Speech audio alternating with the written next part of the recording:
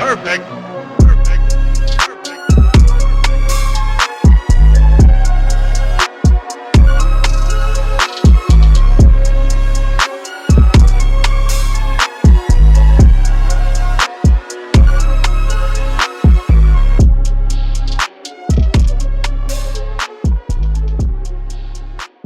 Welcome back to the channel and welcome back to another video. As you guys can see and saw in the intro, here we have my 2007 Fahrenheit GTI.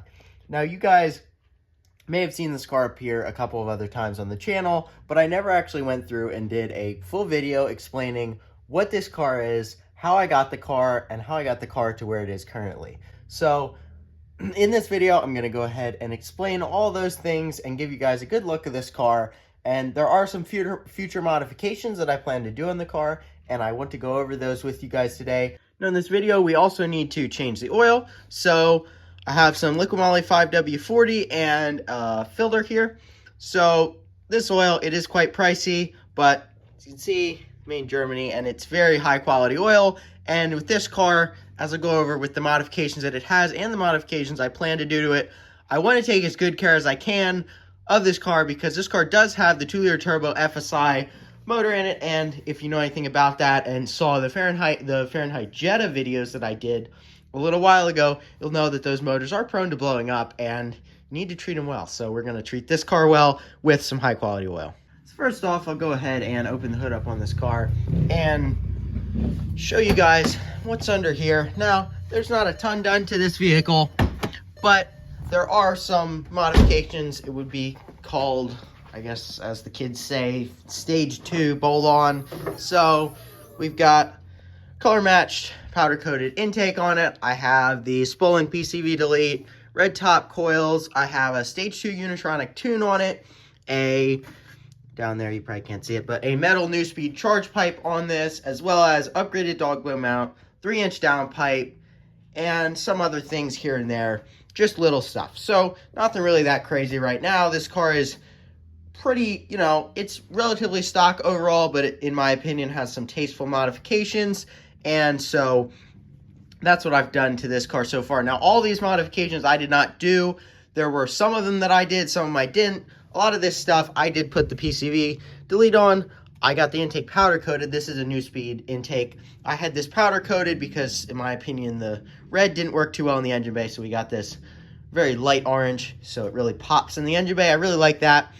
And I've also put these wheels on it. This car came with a different set of wheels. Actually, the set of wheels that was on the Fahrenheit Jetta that I did a video on. So I got those on. I have lowered it just a little bit more, not in the front, but I did lower it a little bit more in the back. So tucking pretty good, which is what I like. But also this car does not scrub really bad. When you turn, sometimes it does, but all in all, it's very drivable at the ride height that it's at, and I really like that about it. Now, as you guys may have noticed, if you saw some things on this car, this thing was actually repainted, not by me, but by the previous owner, which I'm actually still in contact with. But, so I was able to figure out, a little bit more about the car from him, and I do know more things about it by that way. But one of those things is that this car was repainted. So the repaint, I would say, is done pretty well overall. It looks good. There are some areas where it's a little, not so great. But all in all, for this car, it's pretty good.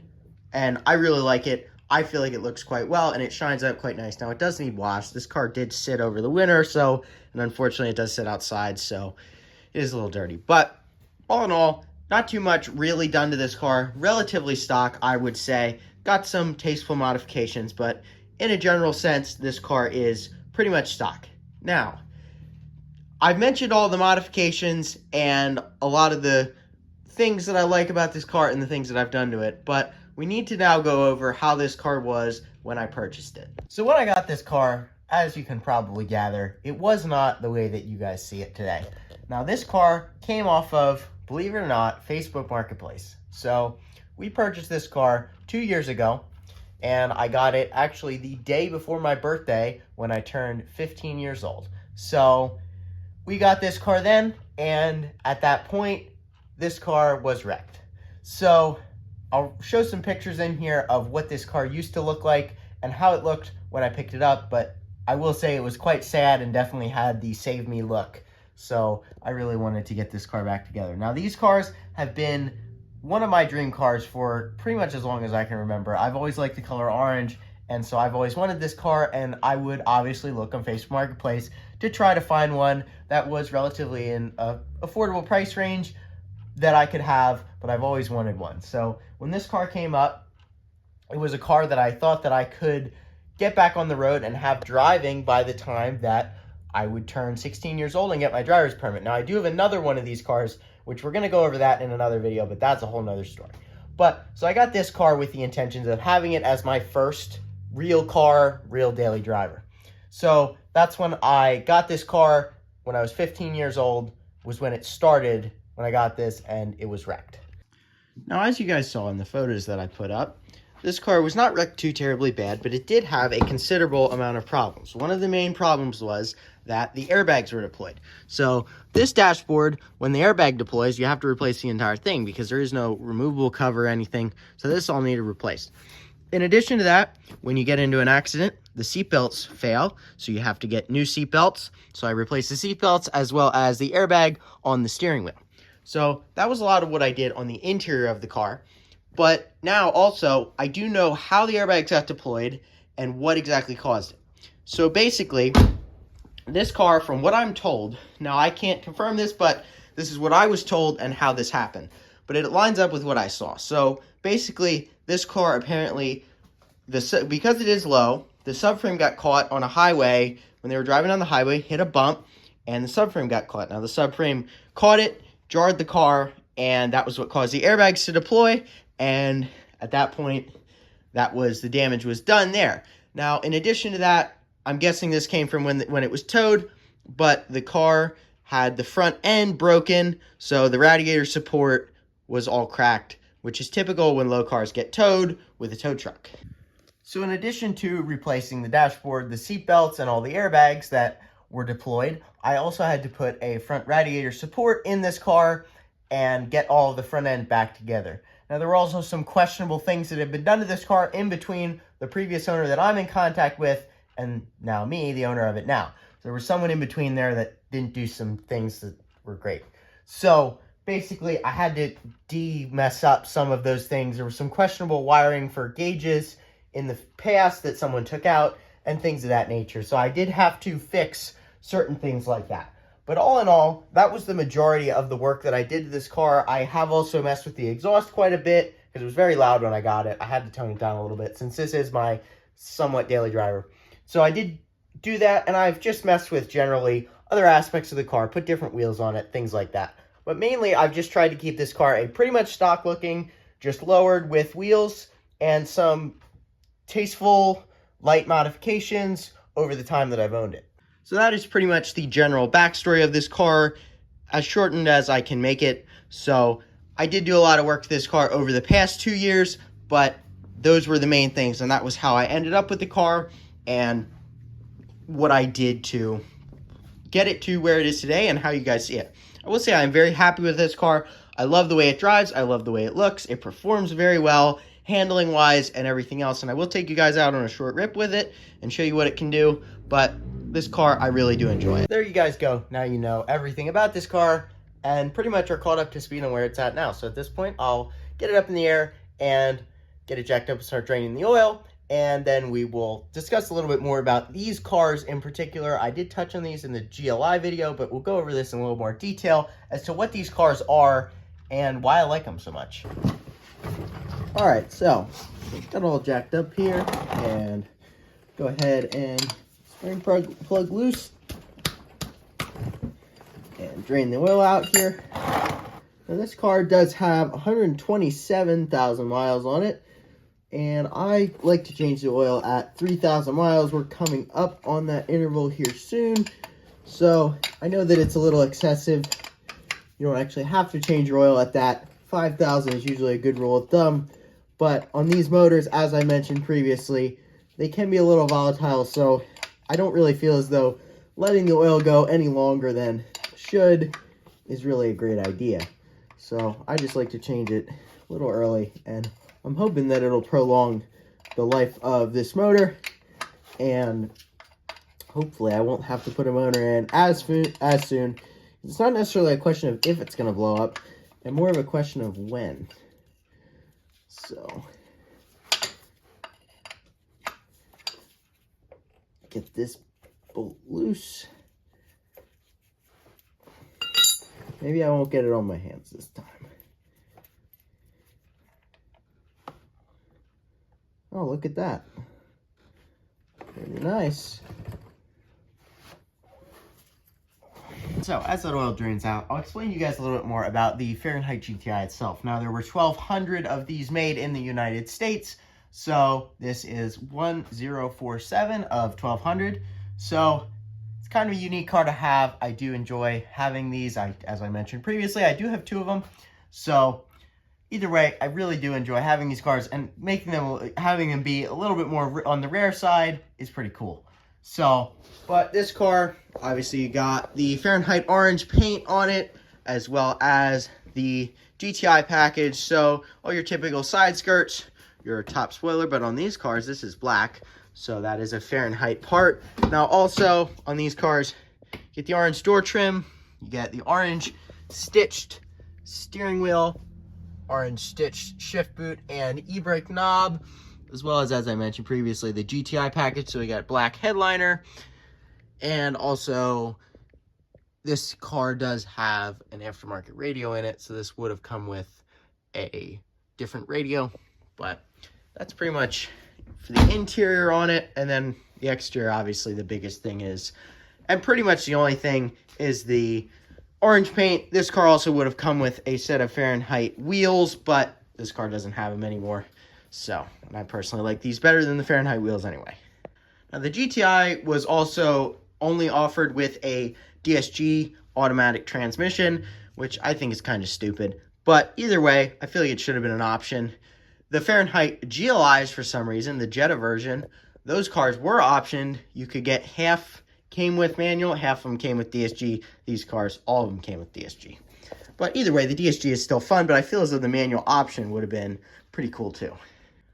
So got a new filter in here, got the old one out, thrown away. So we're going to go ahead and throw this back into the car, put the car back on the ground, and then fill it up with oil.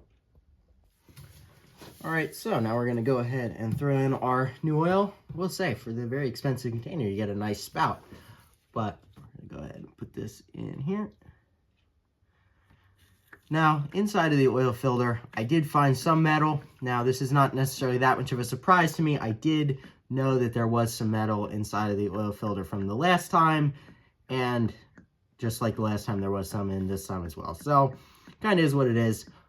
It runs fine, drives well, so we're just going to keep running it until something happens. I am going to take a look at the cam chain and the follower and see if maybe that has something to do with it. I'm not quite sure, but kind of is what it is. But runs great, doesn't burn oil, so I'm just going to leave it alone for now and wait till we get some type of symptom that is showing something. But either way, I'd say it runs very healthy, and I'm not too terribly concerned about it. But, so we'll just keep changing the oil at short intervals and see what happens. So, you're going to need almost all of this container. So, most of this, and then check it and see where we're at.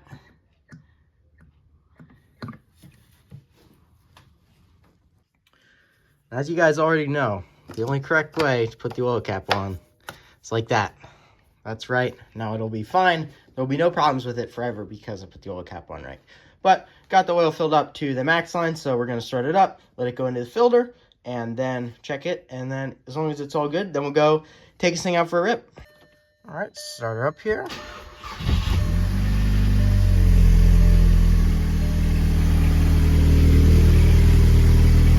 As I mentioned before, it's not too loud, but still does have pretty nice tone.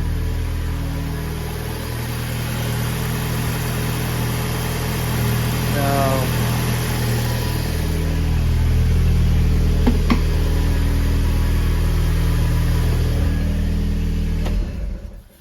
that should be enough. Check the stick now. So, check the level. It's all good. So, I had to add a little bit of oil, but now we are sitting right in the middle in the cross section. So, that's exactly where we want to be. So, oil change all done. That's complete. So, now go ahead and pull this thing out, throw a tag on it, and we'll go out and take it for a drive. Alright, so we went ahead and took a short trip to Mexico so that I could show you guys what this car can do. But coming up on some roads here, I can show you I do have traction control off, so that's not going to be limiting us. So wait for this car here.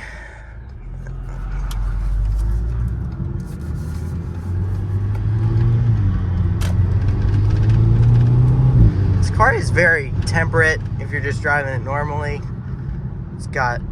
It does have a blow-off valve spacer, so it does make a little bit of noise there. But when you want it to make some power, it's happy to. I'm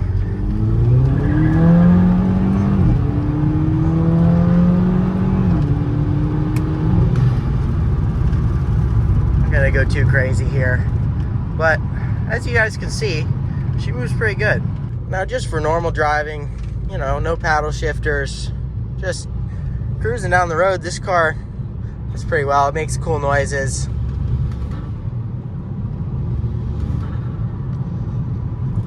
It makes boost gauge fun to look at, but as far as real numbers, typically holds around 15 to 17 PSI. And then sometimes if you lay into it in a higher gear at lower RPM, it will spool up and spike to about 20. So it makes some pretty good boost, but overall, the car is, as a normal car, it can be driven very easily just as a daily driver, and that's what I do use it for a lot of the time. Now, as far as handling performance goes, this car handles quite well. We are sitting on a set of NGP racing coilovers, so those assist with the handling when you get it down on the ground, and just the lower car overall makes the handle quite better. But these cars, even in factory form, I will say, do handle quite well. But overall, in the amount of time I've driven this car, I've been very impressed with the overall capability it has when it comes to handling. Another nice thing is you don't always have to, typically to put it in a manual mode, you have to slap it over to get it into manual. But with this car, if you just want to do it, just hit the paddles and you can go ahead and just go. Those blow-off valve noises never get old. I love it.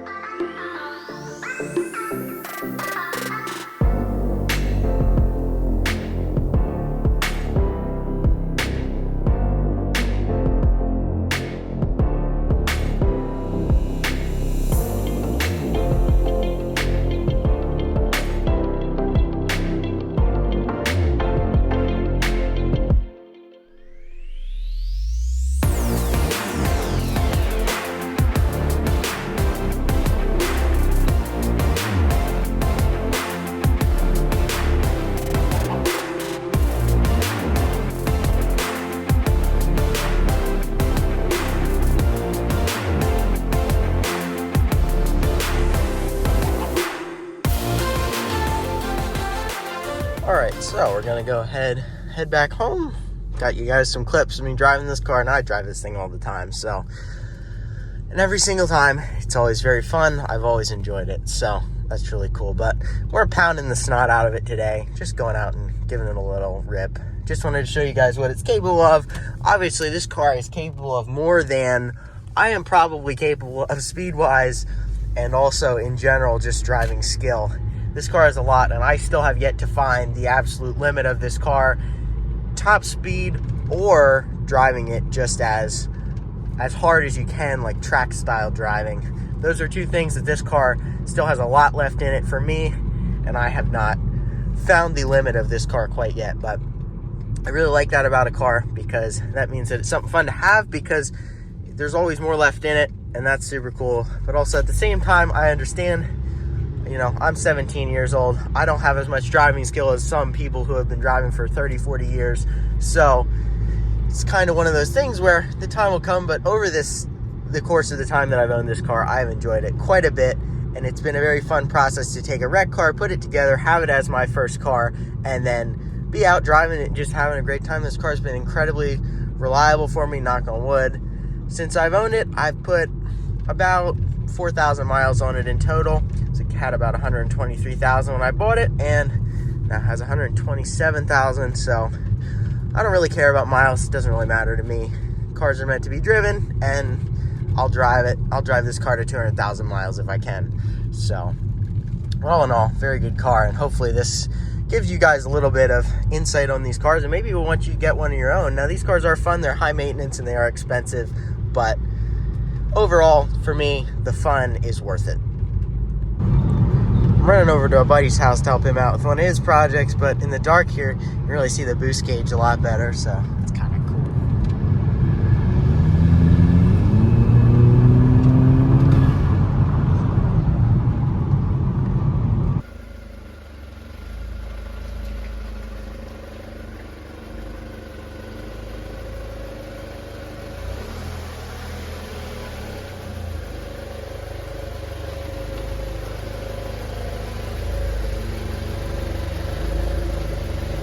All right, as you guys can see, back home with the car. So basically, that's going to be a wrap on this video, and that's going to be the explanation of my Fahrenheit GTI. So now you guys understand a little bit more of why I have this car, how I got the car, and what I did do it to get it to where it is. Now, as far as the future plans for this car, I would like to do a couple of things to the exterior of the car, such as change out these markers potentially to darker, change these turn signal lenses out to darker, these mirror caps, not real happy with those. I would like to get the car tinted, not too aggressive, just maybe 30% or 25 maybe. So nothing too crazy. Would like to get it tinted though. I would also like to do a R32 rear diffuser and bumper. So if you have one of those, let me know, because I would be potentially interested in it. But I would like to do that and the R32 exhaust system, because I think that would be pretty cool. It's a good look in the back of these cars. Potentially different taillights, just things like that. And then I do have some power parts that I own at the moment. Now, when I'm going to install them, I'm not quite sure. And when I do, I'll let you guys know what they are. But I do have some things in the works for bigger performance on this car. But as of right now, I'm not going to be putting that on. So that'll be sometime in the future. But either way, this is my Fahrenheit GTI. Now you guys know all about it, and when you see it in the future, you know how I got it and why I have it. So that's going to be a wrap on this video. Hope you all enjoyed, and stay tuned for more. Make sure to like the video and subscribe if you do want to see more, and let me know what you guys would like to see in the future. As I've mentioned previously, you know, I have a lot of options as far as what to do, so I can do whatever, and I try to do what I think is interesting, but at the end of the day, never really know. But either way, that's going to wrap on this video. Thank you all for watching. Hope you enjoyed, and stay tuned for the next one. Peace.